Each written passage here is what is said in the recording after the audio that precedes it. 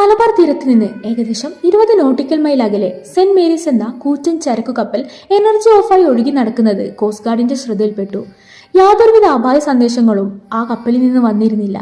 പരിശോധനയ്ക്കായി ഓഫീസറായ അർജുന സംഘവും കപ്പലിലേക്ക് കയറി. ഡെക്കിലെത്തിയപ്പോൾ അവർ കണ്ട കാഴ്ച വിചിത്രമായിരുന്നു. കപ്പൽ തികച്ചും ശാന്തമാണ്. പക്ഷെ അവിടെ ഒരാൾ പോലും ഉണ്ടായിരുന്നില്ല. ആധുനിക സംവിധാനങ്ങളുള്ള ആ കപ്പലിലെ 25 ജീവനക്കാരും എങ്ങോട്ടോ അപ്രത്യക്ഷമായിരിക്കുന്നു. അർജുൻ കപ്പലിന്റെ കിച്ചണിലേക്ക് നടന്നു. അവിടെ സ്റ്റൗവിൽ ഒരു പാത്രത്തിൽ ചായ ഇരിപ്പുണ്ടായിരുന്നു.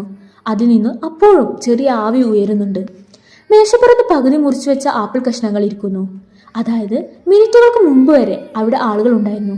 പക്ഷെ അവർ എങ്ങോട്ട് പോയി? കടലിലേക്ക് ചാടിയതാണോ? എങ്കിൽ ലൈഫ് ബോട്ടുകളെല്ലാം അവിടെ തന്നെ സുരക്ഷിതമായി ഇരിപ്പുണ്ട്.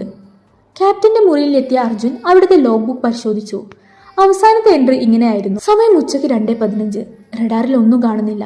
പക്ഷെ കപ്പലിന് ചുറ്റും കനത്ത മൂടൽമഞ്ഞ് പടരുകയാണ്. പുറത്താരോ നടക്കുന്നുണ്ട്. വാതിലാരോ മുട്ടുന്നു. വെളിച്ചം മാഞ്ഞു പോകുന്നു. അർജുൻ തന്റെ വാച്ചിലേക്ക് നോക്കി. സമയം കൃത്യം 2:15. പെട്ടെന്ന് കപ്പലിന് ചുറ്റും കനത്ത മൂടൽമഞ്ഞ് പടരാൻ തുടങ്ങി. കപ്പലിലെ ലൈറ്റുകൾ ഓരോന്നായി മിന്നിമറിഞ്ഞു. താഴത്തെ ഡെക്കിൽ നിന്ന് ആരോ നടക്കുന്ന ശബ്ദം അർജുൻ കേട്ടു. കനത്ത ബൂട്ട് ധരിച്ച ആരോ ഒരാൾ. അർജുൻ തന്റെ തോക്കെടുത്ത് തയ്യാറായി നിന്നു. ആരാണ് അവിടെ? അവൻ വിളിച്ചു ചോദിച്ചു. മറുപടി ഒന്നും വന്നില്ല. പക്ഷെ ക്യാപ്റ്റന്റെ മുറിയിൽ വാതിൽ ആരോ പതിയെ മുട്ടി. അർജുൻ വേഗം വാതിൽ തുറന്നു. പുറത്ത് ആരുമില്ല. പെട്ടെന്ന് കപ്പലാകെ ഒന്ന് കുലുങ്ങി. മൂടൽമഞ്ഞ് മാറിയപ്പോൾ അർജുൻ കണ്ടത് തന്നെ കാത്തു നിൽക്കുന്ന കോസ്റ്റ് ഗാർഡ് ബോട്ട് അവിടെ ഇല്ല എന്നതാണ്. കടൽ ശാന്തമാണ്. പക്ഷെ ആകാശം കറുത്തിരുണ്ടിരുന്നു. അർജുൻ തന്റെ വാച്ചിലേക്ക് നോക്കി. വാച്ചിലെ സൂചികൾ അതിവേഗം പിന്നോട്ട് കറങ്ങുകയാണ്.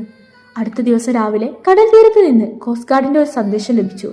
50 വർഷം മുൻപ് കടലിൽ കാണാതായ സെന്റ് മേരീസ് എന്ന കപ്പൽ തകർന്ന് തരിപ്പണമായ നിലയിൽ ഒരു ഉൾക്കടലിൽ കണ്ടെത്തിയിരിക്കുന്നു. കപ്പലിനുള്ളിൽ പഴയകാലത്തെ വസ്ത്രം ധരിച്ച ഒരു യുവാവ് ബോധരഹിതനായി കിടപ്പുണ്ടായിരുന്നു. അവന്റെ കയ്യിൽ ഇന്നത്തെ കാലത്തെ ഒരു കോസ്റ്റ് ഗാർഡ് ID കാർഡും ഉണ്ടായിരുന്നു.